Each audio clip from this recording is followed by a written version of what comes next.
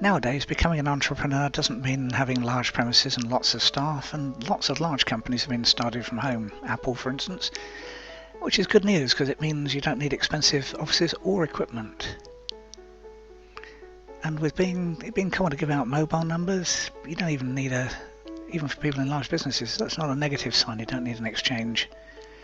And the job economy lets you have virtual staff, either freelancers who you bring in on a as needed basis, or a virtual assistant who probably isn't in the same country as you but can still assist.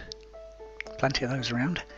And video conferencing lets you interact with other members of your team, even if they're not local to you or even in the same country. And even larger manufacturing projects don't have to be carried out in your own home. Plenty of people send their designs to China, Apple again, and other countries, and have them produced there, sent back to a space in a warehouse and shipped from there or via Amazon.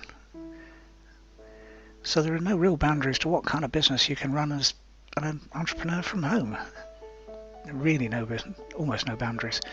Biggest decision is probably what business you want to run, and hopefully you've got a few ideas of your own. But if not, here are a few things that you should think about. Buying things and selling them on eBay and Amazon is one option.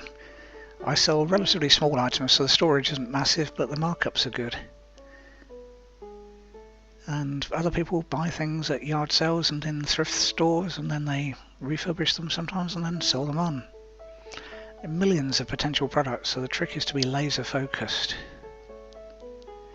Another option is creating your own website and selling things from that. And lots of people, myself included again, make money that way. It's easy to create a professional looking website, use WordPress. Less easy to get Google to send it traffic, but it's not impossible, and the income can be very pleasant, or you can buy traffic. Plus point with this option is you don't need to hold any stock, because other people do that for you, which is great. They design it, they produce it. You just introduce some leads or sales.